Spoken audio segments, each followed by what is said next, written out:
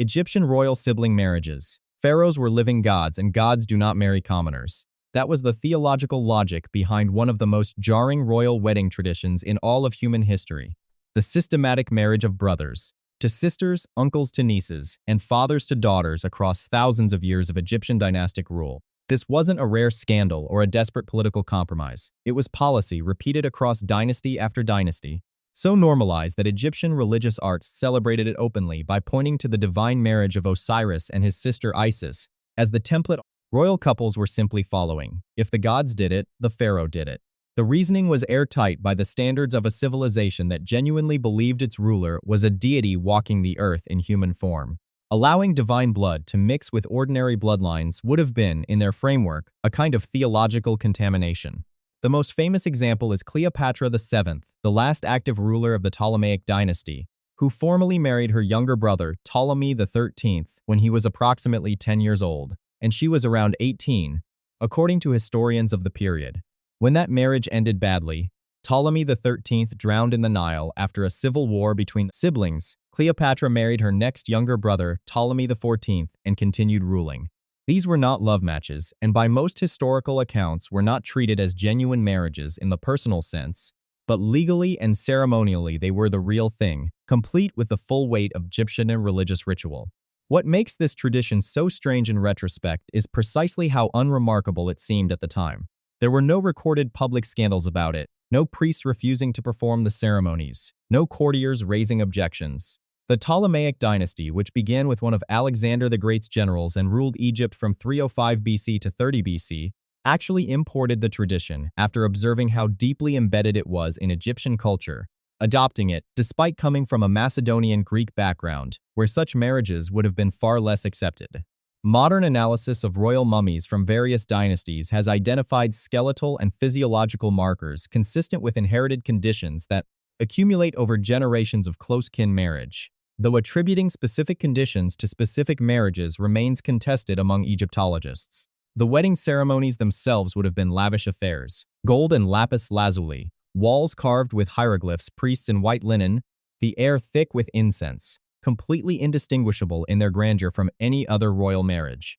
The only difference was who stood across from the pharaoh at the altar. The Chinese imperial crying ritual. In imperial China, a bride who arrived at her wedding dry-eyed was considered a disgrace. Not mildly unusual, an actual social failing that reflected poorly on her entire family and suggested she was cold, ungrateful, or poorly raised. The tradition of ritualized pre-wedding weeping, most extensively documented among the Tujia ethnic group, but reflected in broader aristocratic and noble wedding culture during the Ming and Qing dynasties, required brides to begin crying approximately 1 month before the wedding day, and to continue crying for hours each day until the ceremony itself. This was not private grief. It was a structured communal performative act with its own internal choreography.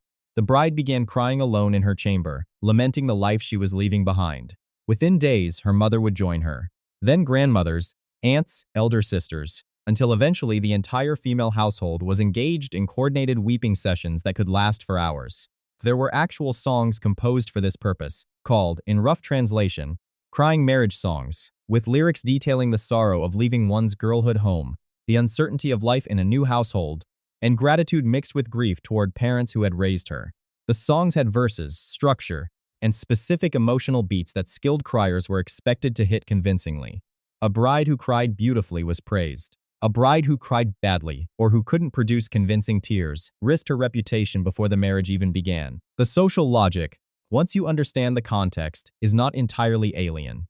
In a world where young women were transferred from one household to another through arranged marriages with little personal agency, public weeping was one of the few sanctioned ways to express real emotion. It also functioned as a kind of character display for the groom's family. A bride who wept copiously for her parents was demonstrating that she was loving, loyal, and emotionally deep, qualities that would presumably transfer to her new household. The contrast with the wedding day itself was striking. The ceremony was loud, red, and celebratory. Firecrackers and silk, and the color of good fortune everywhere, while the weeks before had been built around an almost theatrical performance of sadness. Both were required. The crying and the celebration were considered two halves of the same complete ritual, and skipping either would have been considered deeply improper. The bedding ceremony. For most of medieval and early modern European history, A royal marriage was not legally complete until it had been consummated, and the nobility was not willing to simply take the couple's word for it. The bedding ceremony was the solution, and it was exactly what it sounds like. After the wedding feast, which could last for hours, involving enormous quantities of food, wine, music, and dancing, the guests, the clergy, and members of the court would form a procession and escort the newlyweds directly to their bedchamber. The priest would bless the bed and its occupants. The witnesses would remain in or immediately outside the room, and the marriage would be confirmed. The legal stakes could not have been higher. For royal families, an unconsummated marriage was a marriage that could be annulled, which meant no legitimate heirs, which meant disputed successions, which meant wars. The entire point of most royal marriages was to produce children who would inherit thrones and cement alliances between kingdoms. And if there was any ambiguity about whether the union had been properly completed, the political consequences could be catastrophic. Henry VIII's marriage to Anne of Cleves in 1540 is one of the most documented examples of what happened when consummation became contested. Henry claimed the marriage had not been consummated and used that claim as partial grounds for annulment just 6 months after the wedding, a process that required testimony about deeply intimate details from members of the royal household. The bedding ceremony existed precisely to prevent that kind of dispute.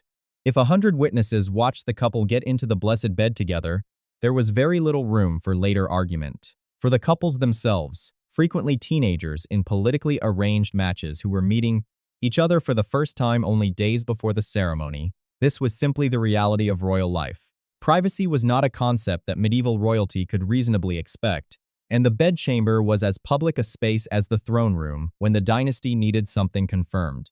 The tradition began fading through the 16th and 17th centuries as Protestant reformations changed the legal and theological requirements around marriage, and as emerging ideas about domestic privacy slowly shifted what was considered appropriate for witnesses to observe. But for several centuries, having an audience at the most intimate moment of a wedding night was not a violation of privacy. It was the law.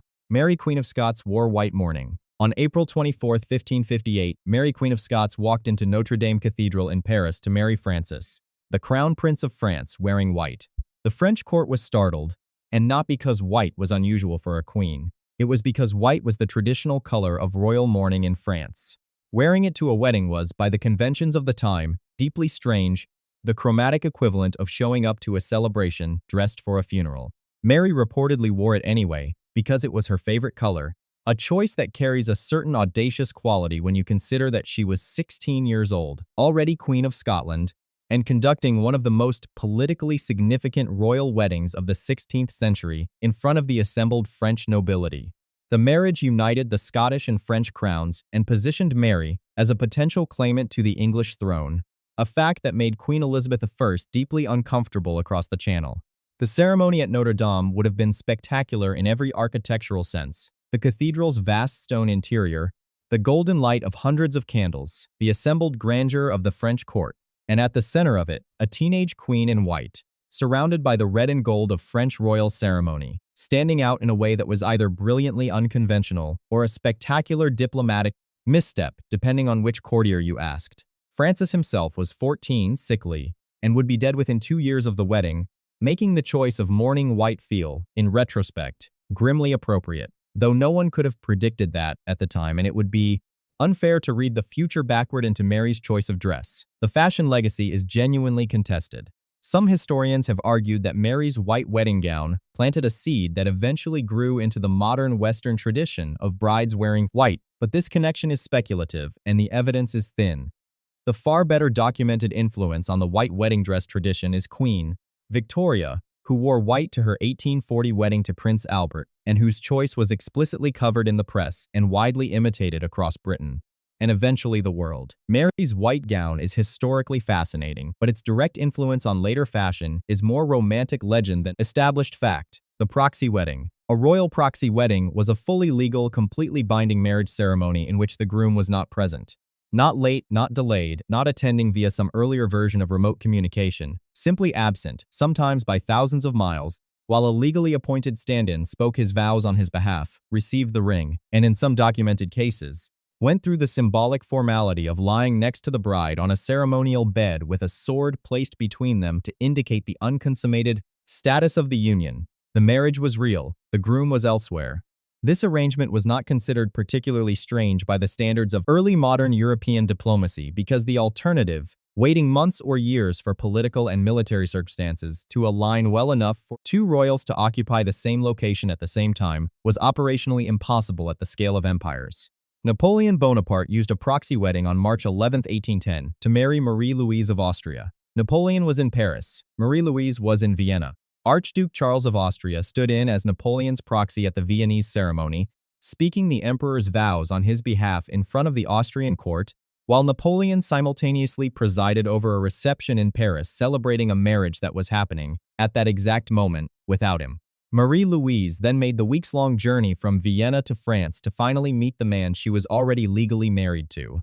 Marie Antoinette went through a similar process decades earlier, undergoing a proxy ceremony in Vienna before traveling to France to meet Louis XVI, crossing the border at Strasbourg, in a ritual that required her to formally hand over everything she had brought from Austria, clothes, her dog, even her attendants, before being dressed entirely in French garments to symbolize her complete transfer into the French royal household. She was 15. The proxy system created genuinely peculiar legal edge cases that courts actually debated. If the proxy groom died during the ceremony, was the marriage valid? What if the real groom died before the bride arrived? These were not hypothetical questions.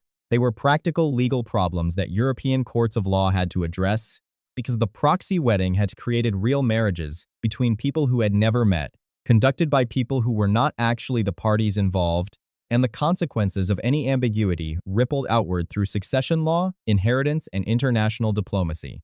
Peter the Great's dwarf wedding. In 1710, Peter the Great organized a royal wedding in St. Petersburg. He gathered guests from across the empire, arranged a church procession, prepared a feast, hired musicians, had costumes made, and invited the full Russian court to attend. The wedding couple, and approximately 72 of their guests, were dwarfs, gathered by imperial collectors sent across Russia specifically for the occasion, dressed in miniature versions of full royal court regalia.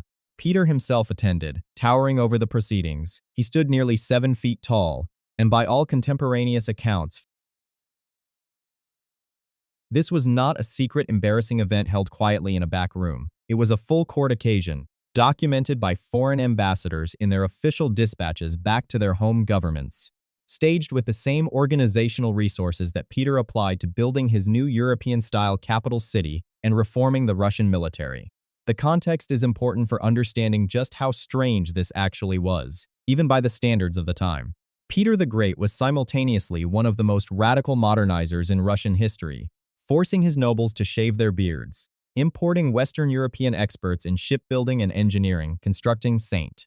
Petersburg almost from nothing as a window to the West, and a man who organized what amounted to a grotesque theatrical spectacle using human beings as props for court entertainment. The two things coexisted without apparent contradiction in Peter's court. Elaborate human spectacle had a long history in European royal entertainment, and Peter was not uniquely cruel by the standards of absolute monarchs, but the dwarf wedding stands out because of its sheer organizational scale. Finding 72 people across an enormous empire, transporting them to the capital, outfitting them in custom clothing, and staging the event as a deliberate parody of the royal wedding format. The actual couple at the center of it. The names of the bride and groom appear in some historical accounts but are not consistently documented. Across sources, were real people with no apparent say in whether they wanted their wedding turned into the most elaborately staged entertainment event of the Russian court season, the blackening of the bride. Somewhere in Scotland, probably within the last decade, a woman was ambushed by her closest friends and family members a few days before her wedding, held down, and covered from head to foot in a mixture of soot ash, spoiled food, raw eggs, fish guts, treacle, flour, and feathers. The more disgusting the combination, the better, before being paraded through her town on the back of a truck while onlookers cheered and threw additional material at her. This was not a crime. It was a wedding tradition, and it is one of the few entries on this list that is not purely historical. The blackening of the bride, most extensively documented in Aberdeenshire and Fife, but practiced across much of rural Scotland, has roots that ethnographers trace back at least to the 19th century, and probably much further into pre-Christian folk practice, though the precise origins are genuinely uncertain. The stated purpose of the ritual has two main explanations, and both were probably true simultaneously at various points in the tradition's history. The first is preparatory. If the bride could survive complete public humiliation, being made to look and smell as repulsive as possible while strangers stared and laughed, then she was proven tough enough to handle the challenges of married life. It was a resilience test delivered through organized chaos. The second explanation is apotropaic. The disgusting smell and appearance would ward off evil spirits who might otherwise curse the marriage. A bride who smelled like rotten fish and looked like she had been dragged through a coal mine was not an attractive target for supernatural interference. What makes the tradition particularly vivid is the contrast it creates. The blackening happens days before the wedding, and then the wedding day itself arrives. Clean dress, flowers, the full ceremonial weight of the occasion. And the bride who was publicly humiliated a few days prior now stands at the altar as though none of it happened. The two events are separated by a sharp line, and crossing that line is part of the point. The groom version of the tradition is a more recent development, likely emerging through the 20th century as the ritual evolved with changing gender dynamics. And in contemporary Scotland, it has become something close to a competitive event, with groups trying to outdo previous blackenings in sheer volume and variety of disgusting material used. The shoe game. The transfer of a bride from her father's household to her husband's was, across a remarkable number of cultures spanning from Scandinavia to the Slavic world to Anglo-Saxon England, symbolized by a shoe, specifically, by the father removing one of the bride's shoes and handing it to the groom as a formal act during the wedding ceremony. In Russian and broader Slavic wedding tradition, this moment carried the full legal and ceremonial weight of a property transfer, because that is precisely what it was understood to be. The father was formally relinquishing guardianship and authority over his daughter, and the groom was formally accepting it. The shoe was the object that made the exchange visible and official in front of the assembled witnesses. Following the handover, the groom would, according to ethnographic accounts of the tradition, lightly tap the bride on the shoulder or back with the shoe, a symbolic gesture, not a violent one, establishing his new role as the head of her household.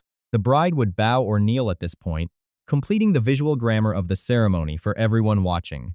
Some regional variants of the tradition included a small gift or coin hidden inside the shoe by the father, a blessing concealed within the instrument of transfer, a final private gesture from one household to the next. What makes this tradition particularly interesting historically is how widely it appeared across cultures with no direct contact with each other. The Anglo-Saxon legal tradition, documented in written codes from early medieval England, included a nearly identical practice. A father would hand his daughter's shoe to the groom, who would tap her on the head with it as a symbol of his new authority.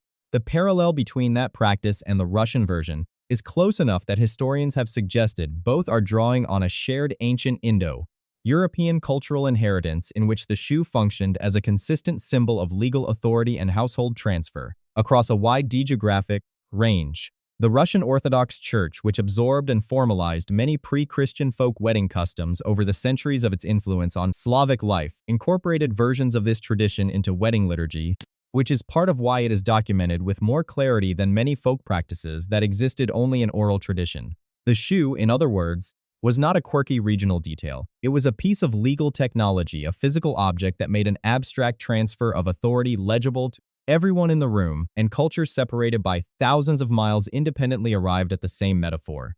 If you want to see more, click the video on screen now.